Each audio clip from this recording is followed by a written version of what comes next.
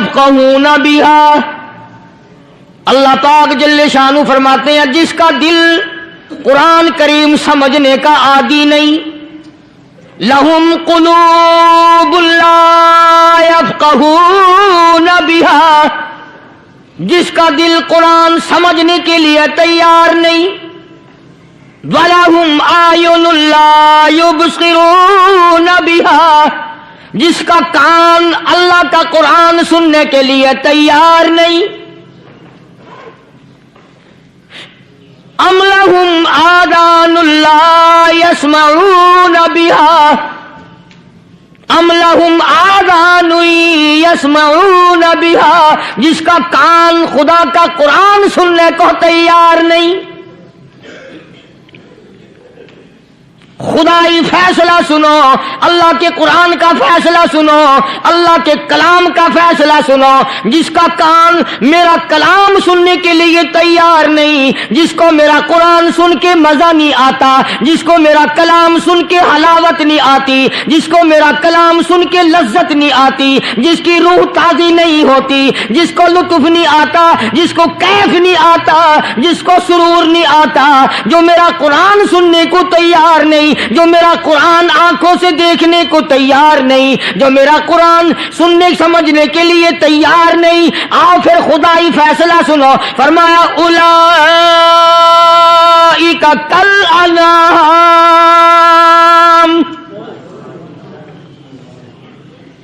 میرا فیصلہ نہیں، کسی پارٹی کا فیصلہ نہیں، کسی فرقے کا نہیں، کسی طبقے کا نہیں، کسی جماعت کا نہیں. فرمایا اولئک الانعام، پیدا کرنے والا مالک و خالق کہتا ہے مجھے اپنی کبریائی کی قسم یہ سارے جانور ہیں.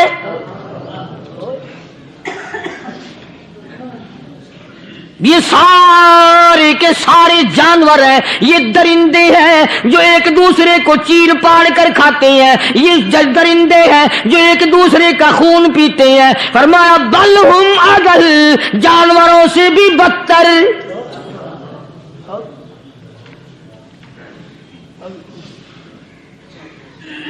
جس کے دل میں قرآن سن کر ترس نہیں، جس دل میں رحم نہیں، اپنے سے کمزور دیکھ کر جس کے دل میں شفقت نہیں، مہربانی کا مادہ نہیں. فرمایا وہ کوئی بندہ ہے، وہ تو جانور ہے. اور خدا غضب میں آ گیا، فرمایا بل ہم اضل، اس سے بھی بدتر. اللہ والے جو ہیں وہ ان خصلتوں کو دور کراتے ہیں، اور وہ آدمی کے مزاج اور دل میں سے ایسی چیزیں نکالتے ہیں جو اس کی بربادی کا ذریعہ بنتا ہے. دل کی بیماریوں کا کسی کو فکر نہیں. بخار ہو جائے، آپ چڑھ جائے، آپ کو پتہ چل جاتا ہے. نزلہ ہو جائے آپ کو پتہ چل جاتا ہے. کھانسی ہو جائے پتہ چل جاتا ہے. دل کی بیماریوں کا کیا پتہ چلے؟ صحابہ اکرام رضوان اللہ تعالی علیہم اجمعین کی جماعت کے اللہ پاک کے محبوب حضرت محمد الرسول اللہ صلی اللہ تعالی علیہ وسلم نے دلوں کی صفائی کی. پہلے لوگ جھونپڑیوں میں کچے کوٹھوں میں رہتے تھے، نہ اتنی صفائی تھی نہ اتنی ترقی تھی. آج برتنوں کی صفائی دیکھو، کپڑوں کی صفائی دیکھو، مکان کی صفائی دیکھو، رات دن بس اسی دھندے میں لگے ہوئے. سارا دن برتن دھونے سے فرصت نہیں، سارا دن کپڑوں کے بناؤ اور سنوار میں فرصت نہیں. تو اللہ والے ایسے موقع پر بڑی عجیب بات کہتے ہیں. وہی مجذوب ہے، مجذوب علی رحمت کہتے ہیں بظاہر تو ہر شے میں بے حد صفائی، بظاہر تو ہر شے میں بے حد صفائی، مگر دل میں ہے گندگی انتہائی. بظاہر تو ہر شے میں چہرے کی صفائی، بدن کی صفائی، نہ جانے کتنی قسم کا صابن ہے، نہ جانے کتنی قسم کے پاؤڈر ہیں، نہ جانے کتنی قسم کے شیمپو ہیں، نہ جانے کتنی قسم کے کپڑے ہیں، کیا چال ڈھال ہے، کیا نئے نئے ڈیزائن ہے. مجذوب کہتا سب کچھ دیکھ لیا، بظاہر تو ہر شے میں بے حد صفائی، مگر دل میں ہے گندگی इंतहाई। जिस यार की बैठक में बैठ के खाना खाया, जिस रिश्तेदार की बैठक में बैठ के खाना खाया, उसी की बहन को देखकर आबरू पे डाका डालने का प्रोग्राम है। जिस दोस्त के घर में बैठ के खाना खाया, उसी दोस्त की बीवी की इज्जत लूटने का प्रोग्राम है। पुराने जमाने में अब भी दिल्ली जैसे शहर में अगर दावत की जाती है तो वहां एक तश्तरी में नमक आता है सबसे पहले। अरब में भी दस्तूर था पुराने जमाने में, अगर कोई दावत करता, कोई तकरीब करता, सबसे पहले नमक आता था। एक एक उंगली हर शख्स नमक चाटता था। क्या मतलब? जिसने नमक चाट लिया अब वो नमक हरामी नहीं बनेगा। इस घर में चोरी करना, इस घर की आबरू का गलत तस्वुर लाना, इस घर के माल में खयानत करना वो हराम समझता था जिस घर का मैंने नमक चख लिया। और मुसलमानों की बात नहीं, हिंदुओं की भी ये बातें थी। मौलाना मोहम्मद अली साहब जलंधरी सब कैद रहमतुल्लाह अलैह फरमाया करते थे कि एक सिख था बहुत बड़ा डाकू, मुसलमान और हिंदू मिलकर उसको साथ मिलाकर के ले गए कि यहां इस गांव में, इस पिंड में डाका डालें। सफर करके गए, तकलीफ उठा के गए। उस सिख डाकू ने पूछ लिया कि ये कौन सा गांव है कि ये फलाना है। अच्छा, सारे के सारे ये तलाश करो, ये सोच विचार करो, अपने पिंड की, अपने इलाके की, किसी मुसलमान की, किसी हिंदू की, किसी सिख की, किसी चूड़े चमार की इस गांव में लड़की तो नहीं। हमारे यहां से कोई लड़की तो शादी होके यहां नहीं आई हुई। उन सारों में से कहने लगा कि हमारे भंगी की लड़की जमादार की यहां आई हुई है। कहने लगा वापस चलो, बेटी बेटी है, चाहे भंगी की हो या नवाब की हो। अरे कल बेटी का डोला दिया था, आज डाका डालेंगे, शर्म नहीं आएगी?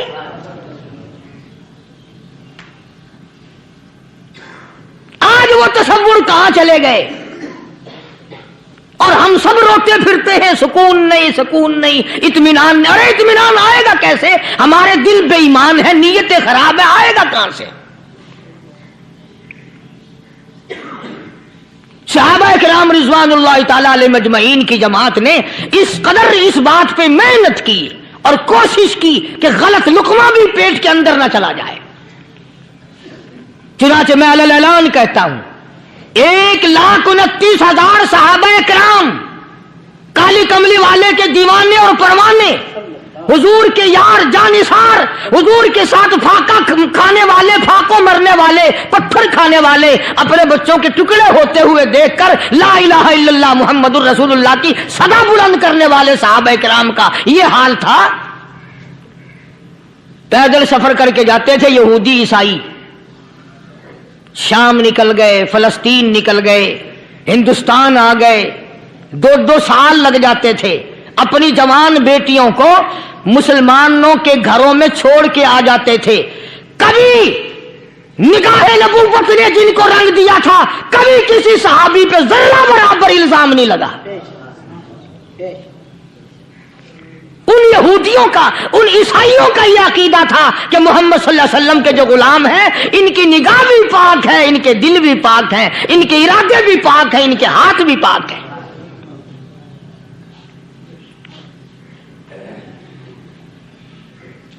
मिस्र के गवर्नर ने, मिस्र के जनरल कर्नल ने खत लिखा सैयदना फारूक आजम रज़ी अल्लाह ताला अन्हु की खिदमत में। दौरे खिलाफत है हजरत फारूक आजम का। क्या खत लिखा कि हुजूर मुझे काफी वक्त गुजर गया है और फला इलाके में आपके हुक्म से हमने जाना है और रास्ता सिर्फ एक है और उस रास्ते में जाल बिछा दिया गया। अब मुझे मशवरा दें, मैं क्या करूं, हुक्म दें मुझे। जाल क्या बिछा दिया गया कि हमें पता चल गया है ईसाइयों ने प्रोग्राम बनाया, सैकड़ों लड़कियां तलाश कर करके बड़ी खूबसूरत हसीना इकट्ठी की हैं, उनको गाने बजाने की ट्रेनिंग दी है, उनको अच्छी अच्छी आवाजों वाली लड़कियां ढूंढ के लाए हैं और उन्होंने ये प्रोग्राम बनाया कि जब मुसलमानों की फौज इस गली से गुजरेगी, इन कोठों के ऊपर चढ़ के गाना बजाना करेंगे ताकि उनके दिल में बदमाशी आए और उनका बेड़ा गर्क हो।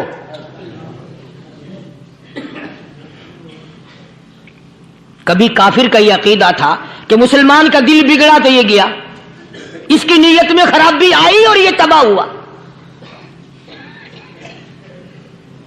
جناب فاروق اعظم رضی اللہ تعالیٰ عنہ نے اسے یہ خط نہیں لکھا کہ تو قرآن پڑھا کر، تو نفل پڑھا کر.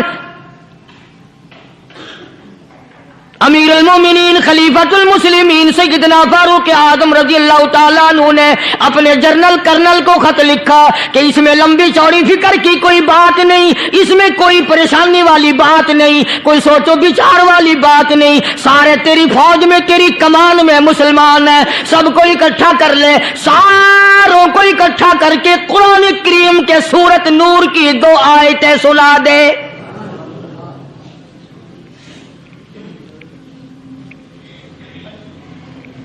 یہ بھی نہیں فرمایا کہ سزا سناؤ، اتنے کوڑے لگیں گے، جو خلاف کرے گا یوں قید ہوگی، یہ کورٹ مارشل کر دیا جائے گا، کچھ نہیں.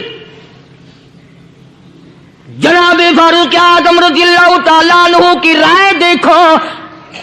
ان کے خیال میں قرآن کریم میں اتنی بڑی طاقت ہے، اتنی بڑی عظمت ہے، اتنی بڑی کرامت ہے، کلام الہی میں اتنا بڑا شرف ہے. اعلان کر دیا، فرمایا اپنے کرنل کو ساری فوج کو، لشکر کو اکٹھا کر کے قرآن کریم کی فلاں فلاں آیت سنا دے.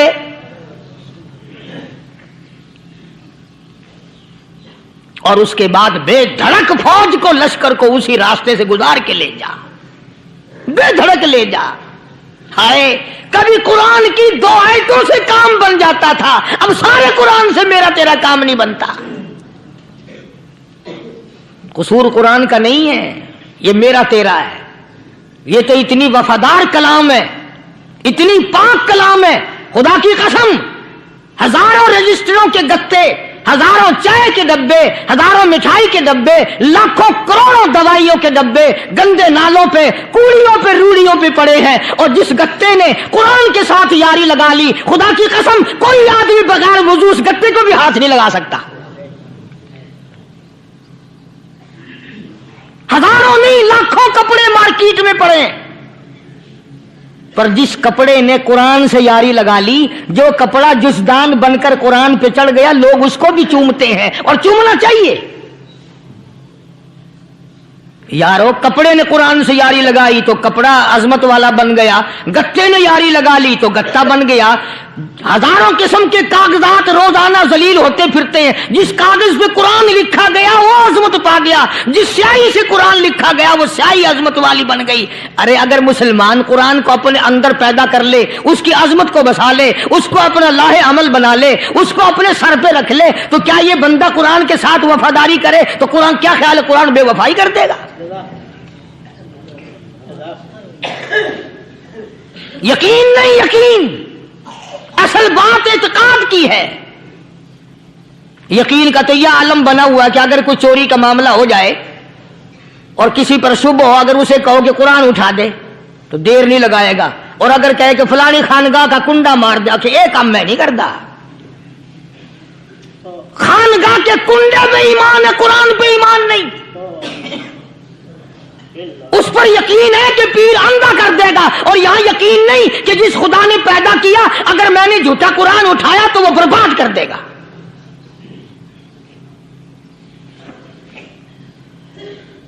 عجیب عجیب لوگ ہیں. چنانچہ مصر کے کرنل نے، مصر کے جنرل نے ساری فوج کو اکٹھا کر لیا. اس نے بھی یہ بات تو نہیں کہی کہ فاروق اعظم کو دوبارہ خط لکھتا کہ حضرت یہ تو 2 آیتیں آپ نے لکھی، یہ تو سارا قرآن روز پڑھتے ہیں، پر بنے گا کیا؟ جیسے فاروق اعظم کا یقین تھا، فاروق اعظم کی فوج کے کرنل کا بھی یقین ہے، فاروق اعظم کے فوج کے جنرل کا بھی یقین ہے. اس نے ساری فوج کو اکٹھا کیا، لشکر کو جمع کیا، اور اس کے بعد کہنے لگا قل للمؤمنین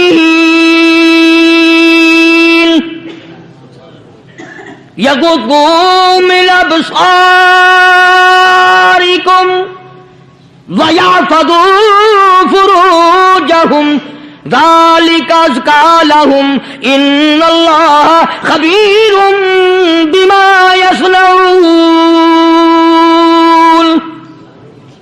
او لوگو، خدا تمہیں کہتا ہے اپنی آنکھوں کی حفاظت کرو، اگر تمہاری نظریں غلط جگہ پڑی اپنی عزت کی حفاظت کرو، اپنی آبرو کی حفاظت کرو، اگر غلط نظریں پڑی غلط استعمال ہوئی، ان اللہ خبیر بما یصنعون، اللہ پاک تمہاری ساتھ ساتھ ہے، وہ ہر چیز کو دیکھتا جائے گا، وہ ہر چیز تمہاری دیکھے گا۔ چنانچہ تاریخ شاہد ہے، ابن حشام نے لکھا ہے، ابن خلدون نے لکھا ہے، اور کئی مورخین نے لکھا ہے کہ جب مسلمان جرنل نے، مسلمان کرنل نے اپنی فوج کو قرآن کی 2 آیتیں سنائی اور اس کے بعد حکم دیا چلو، تمام کا تمام لشکر چل رہا ہے، ادھر ڈھول بجا، دھماکے بجے، گانا شروع ہوا، گانا بجانا شروع ہوا، ساری فوج نکل گئی، سارا لشکر چلا گیا، لڑکیوں نے دیکھا کہ یہ تو ختم ہو گئے، نیچے آواز دے کے کہنے لگی اور جانے والوں یہ ساری فوج کئی اندھوں کی فوج تو نہیں؟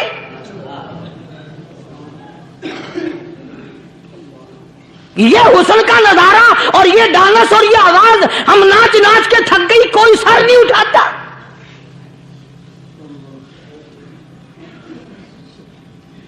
اور آج دیکھ لیں آپ، ہر گھر کے اوپر وہ لگا ہوا ہے ایریل، لعنت کا ایریل لگا ہوا ہے، لعنت کا ایریل۔ حاجیو تم کیا کہتے ہو کہ ہمارے گھر کا اس میں کیا بگڑے گا؟ خدا کی قسم وہ بگڑتا ہے، وہ دیمک لگتی ہے، وہ تباہی پھرتی ہے، تمہیں پتہ بھی نہیں چلتا۔ تم نے کیا سوچ رکھا ہے؟ مسلمان کرنل کے حکم پہ ساری فوج نکل گئی، ناچنے والی گانے والی لڑکیاں عیسائیوں کی حیران ہیں، کیا ہوا؟ لاکھوں کی تعداد میں فوج گزر گئی، کوئی نگاہ اٹھا کے نہیں دیکھتا۔ ایک مسلمان سپاہی گزرتا گزرتا نیچی نظریں کیے کیے کہنے لگا سر کیسے اٹھائے، نگاہ کیسے کوئی اٹھائے گا؟ یہ سارے کے سارے اللہ کا قرآن سن کر آئے ہیں۔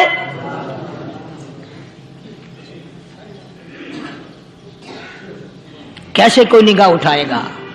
کیسے کوئی سر کو اٹھائے گا؟ یہ سارے کے سارے اللہ کا قرآن سن کر آئے ہیں۔ ان کا عمل ہوا نا قرآن پہ، ان کے عمل کا کتنا بڑا اثر پڑا۔ مورخین نے لکھا، ابن حشام لکھتا ہے عیسائی لڑکیوں نے چھلانگیں لگا دی، کوٹھی سے نیچے آ گئی، کہنے لگی عام مسلمانوں وہ قرآن ہمیں بھی سنا کے جاؤ جس میں اتنی اسپرٹ ہے، اتنی طاقت ہے، جو حسن کے نظارے سے روک دے، جو گانے بجانے سے روک دے۔ یہ تو آدمی کے دل کا سکون ہے، نہ گانا سنتے ہو نہ حسن کا نظارہ کرتے ہو، جاتے والے یوں نہ جاؤ، ہمیں بھی وہ قرآن سنا کے جاؤ۔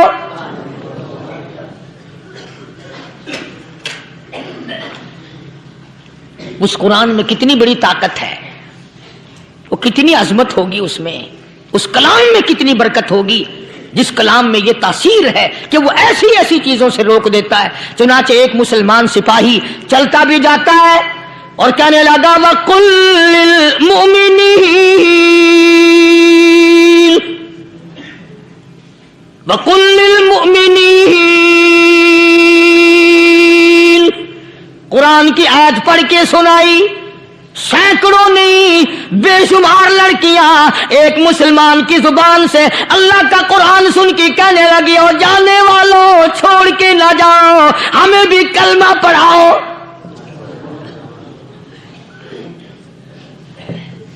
جتنی بھی وہ ناچنے گانے والی تھی تمام کے تمام کلمہ پڑھ کر مسلمان بن گئی، اور مورخین نے لکھا ہے آخری دم تک قرآن کی شیدائی اور دیوانی بن کے گزری ہے۔ پھر وہ لڑکیاں جو رات دن حسن و جمال کا پیکر بنی رہتی تھی، علماء نے لکھا ہے جب موت آئی ایک ایک کے بدن میں کپڑے لباس میں موت آئی تو 50-50 ٹاٹی لگی ہوئی تھی۔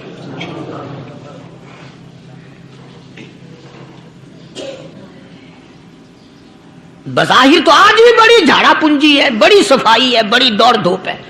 اسی کو مجذوب الاعلان کہتا بظاہر تو ہر شے میں بے حد صفائی، مگر دل میں ہے گندگی انتہائی، کبھی اس کے دھوکے میں آنا نہ بھائی، یہ سب ہے رعائی، بس ہے رعائی۔ یہ تو چیز ہی کچھ نہیں. بڑے بڑے دھندے ہم نے پلٹتے دیکھے, بڑے بڑے نظام بگڑتے دیکھے. محمد عربی صلی اللہ تعالی علیہ وسلم کے دربار میں بڑے بڑے لوگ آتے تھے. اللہ غنی, نگاہ نبوت نے جس کو رنگ دیا, سبحان اللہ, پھر قیمت تو بن گیا, وہ اسلام کی دولت سے پیچھے نہ ہٹا. کوئی پیچھا پھر کے دیکھا ہی نہیں کہ ہم کیا کر رہے ہیں. ایک لذت تھی, ایک کیف تھا, ایک سرور تھا صحابہ کرام کو. کہاں سے وہ چیز ہم لائیں, کیسے ہم میں وہ چیز پیدا ہوگی. جنگ بدر ہوا, بڑی بہترین بات ہے, توجہ لکھ کے لے جاؤ, انشاءاللہ قبروں میں دعائیں دو گے. جنگ بدر ہوا, 70 سے زیادہ کافر پکڑے گئے, مدینے میں پکڑ کے قیدی بنا کر کے لائے گئے. تنگ دستی کا زمانہ ہے.